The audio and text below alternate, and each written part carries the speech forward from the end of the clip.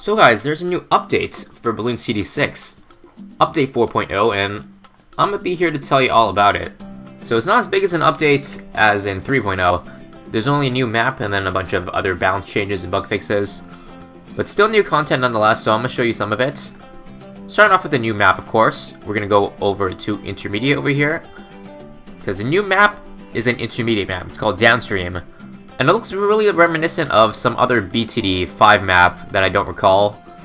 I do remember there was a map that had like something downstream though, although it was a little harder than this one. Anyways, here's how it goes. Balloons come from the top, loop around twice. I think these are removable, right? Yeah, you can remove them for 350. Although I'm not going to do it yet. But I think the bigger part of this update that is probably more important than this new map, because as fun as new maps are, they do get a little less exciting over time. So for the most part, I'm going to focus on the balance changes, and I'm going to show them to you as I talk about them, because there is a lot of them compared to 3.0. But nonetheless, we'll start with the balance changes. A lot of buffs, by the way. Very few nerfs. A lot of buffs to tier 5 towers that I've mentioned in the past that needed buffing, as did a lot of other people. So I guess we'll go in order. So, looks like starting off we got the Dart Monkey buff. XX4 sharpshooter damage increased by 1. Nothing much to talk about there. I don't really use Dart Monkeys that much.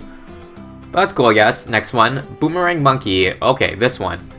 This one's a little bit interesting, because it involves a Glaive Lord, and I've mentioned in the past that I did not like the Glaive Lord. I felt like it was underpowered, and it looks like Ninja Kiwi agrees, because they actually buffed it an insane amount.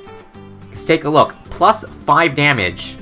That's a lot of damage, and will be more viable past round 80, which I'm not sure what that means alongside the plus 5 damage, but I'm gonna trust it when it says it's much better late game.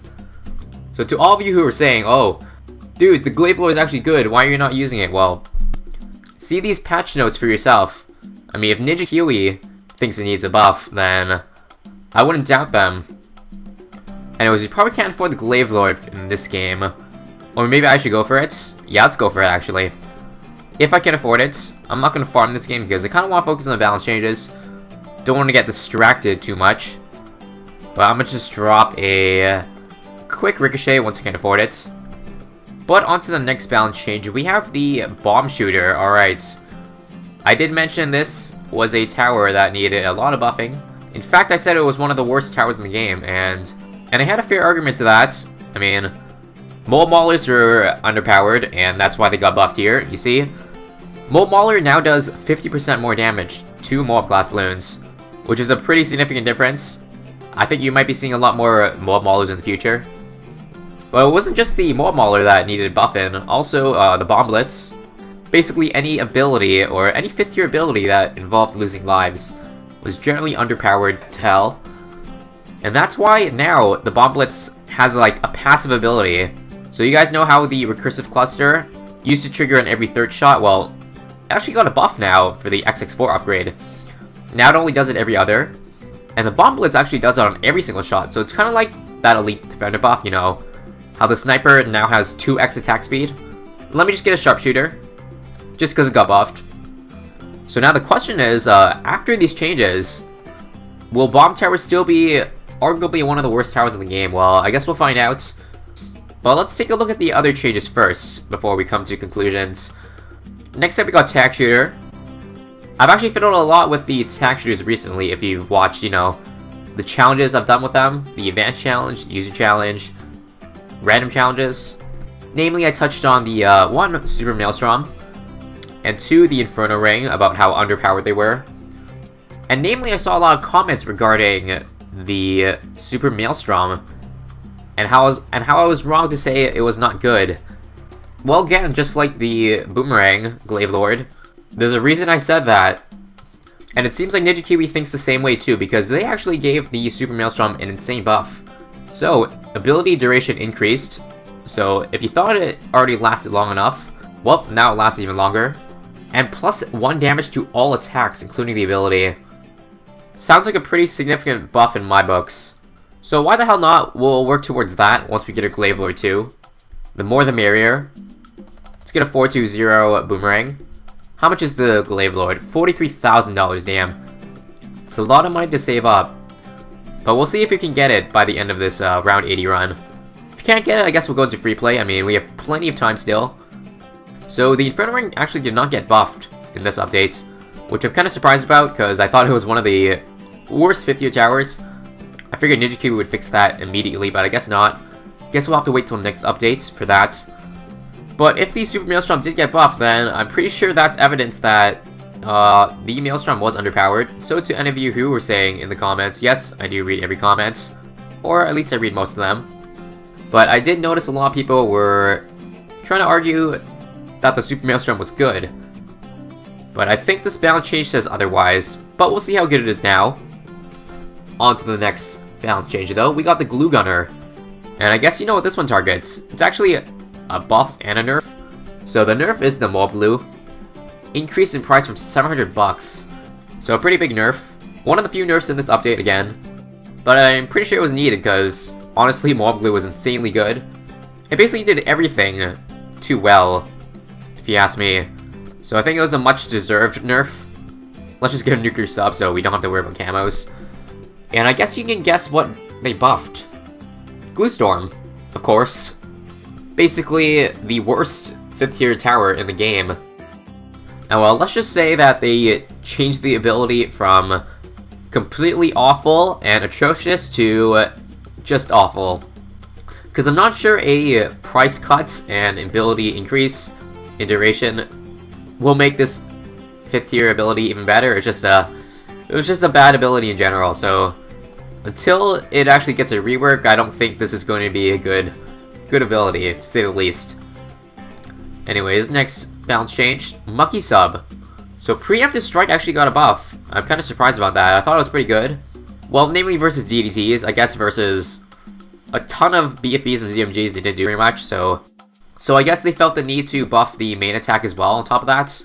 Nothing to complain about here, I guess. I mean, it only buffs the main tower, which isn't that strong in the first place. Monkey Ace. So this was actually a nerf, one of the few nerfs. Spectre attack rate reduced by 16.6%. So it's now a 6th weaker than it was before, and I guess this is kind of deserved. I mean, trying to beat Deflation mode with Spectres was a little too easy, and like regular game modes in general, Spectre definitely outshined a bunch of other towers. Okay, next up, Heli Pilots. This is another buff to a really weak upgrade. And I know a lot of people have also complained, saying, you're wrong. Apache Prime and Apache Dart Chip is actually really good. I don't know what you're complaining about. No. Again, if Ninja Kiwi is going to buff it this much, there's probably good reason for that, and that's because it was shit. I mean, we're talking about after the bug fix. I don't know if you remember, but when the game came out, Apache and Apache Prime were insanely batshit broken. And after they got fixed, they turned to complete garbage. And I guess now this new change kind of fixes that. Kind of puts it in line with the Spectre, so you now have to choose between getting Apache or Spectre.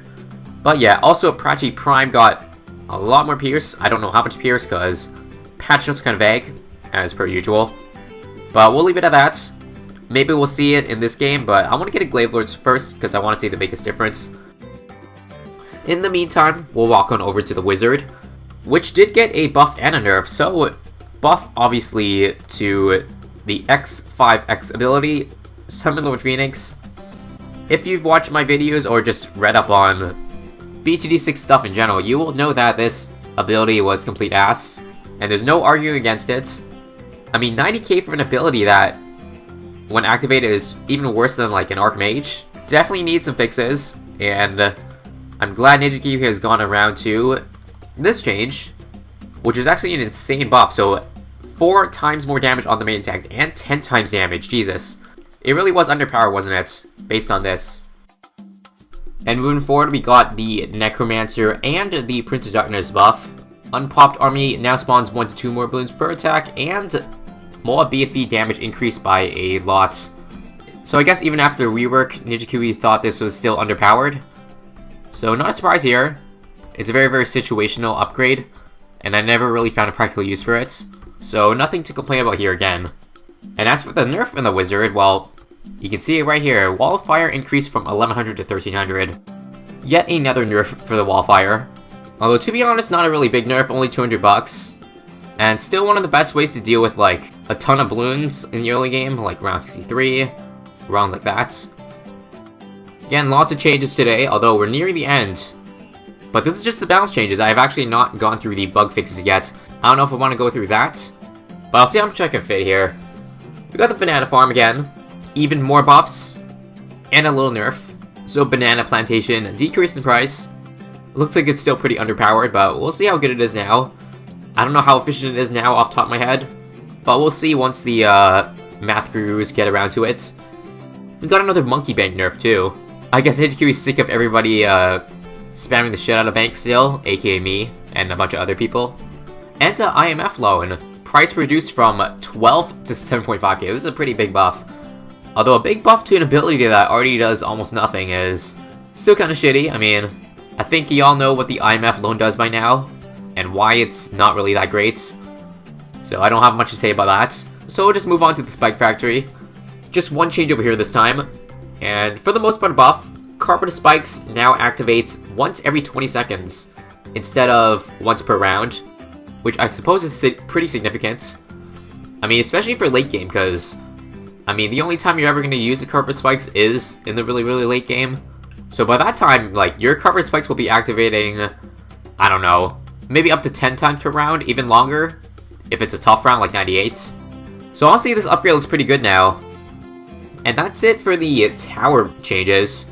However, that's not the end. There is one hero change, and that is on Striker Jones. So if you thought Striker Jones was OP enough, well, he's even more OP now, because I don't know what Ninja Q was thinking, but they made the best hero even better. Pierce increased from 6 to 10, and they even admitted it, so I guess they are really embracing the meme now, huh? Alright, that's it for the balance changes. Although there's a lot more in this update, including a bunch of bug fixes. Although I don't think I'm going to go over that, because honestly, the bug fixes don't really look that interesting. If you want to take a look for them yourself, I'll leave a link to the patch notes in the description. We'll just go over the rest. There's a couple more changes that improve the game by a little bit. So for one, Sandbox. You guys ever went to Sandbox mode and then sadly found out that you could only send rounds up to 80, so, you know, if you're trying to look for a really, really good round 98 defense to test in Sandbox, well, you could have tested before, but now you can, I suppose. And it doesn't just cap at 100, if I'm reading this correctly. It says this will scale for free play. So does this mean if we reach, like, my highest round, does that mean I can send round 444 Sandbox balloons? I may test that out at the end, because that would be interesting to see. Now, as for additional new content, life generators now bring you up to a cap of 5k lives, although with 95% reduced generation after reaching 1k. Damn, I don't know how to feel about this. Well, I guess that's good, I suppose, although I would kind of like it if, you know, they didn't have a cap, so, you know, I could tank a ZMG, tank a bad for the content, but I guess not. I guess we can just stick to tanking a BFB then. And then a Apocalypse change over here, and the round delay has been reduced significantly. Cool, I guess. I mean, I don't really play Apocalypse much, so I don't have much to say there. Anyways, back to the game, and as you can see, we now have our newly buffed Glaive Lord on the track. All 43.2k dollars of it. Unfortunately, the loop on this map is a little bit too big for the Glaives, so it kind of looks like it just misses the track. It's kind of like spiraling just on the edge of it, so I don't know if that's going to hurt us. I mean, it's enough to hit the mobs and the BFBs, although for the balloons it's kind of iffy. I mean, we can see it's doing a ton of damage to the balloons, which is kind of what it was supposed to do in the past. Although I guess now with the buff it makes it really, really good for his mobs, but we'll see right now. We got this UMG coming in hot. Round 80 UMG. Yeah, we'll see how much of a difference this makes. How much damage is it giving us? God damn. It looks like a ton of damage on my side. If you're taking a look at its pop count, that's the best way, or damage count. That's the best way to see just how good a tower is in terms of sheer pop and power. And it does look like a pretty significant buff. Damage count just went up like 10k that round. Jesus. And we're not even to the 90s yet. And we don't even have an Alchemist at that. I've heard based on the reception on this update that adding an Alchemist to the Glaive Lord makes it even better. Although that really shouldn't be a surprise. Alright, I think it's safe to say that Glaive Lord is pretty damn good now. I can't really test this before the update, because of course, But let's just add 400 Alchemist, I mean, just to make it that much stronger. Glaive load won't always be good, especially on maps where, you know, you don't have a nice little circle. But I'm just glad it's viable now.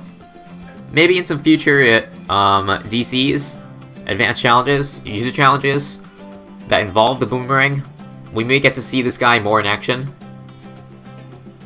I don't know if this guy can pop camos or leads. Let's just see though. No.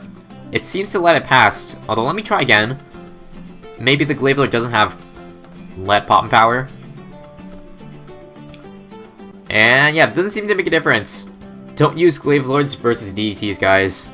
However, for anything else, anything slow moving, do use it. So yeah, I'm gonna call it here. Thanks for watching today.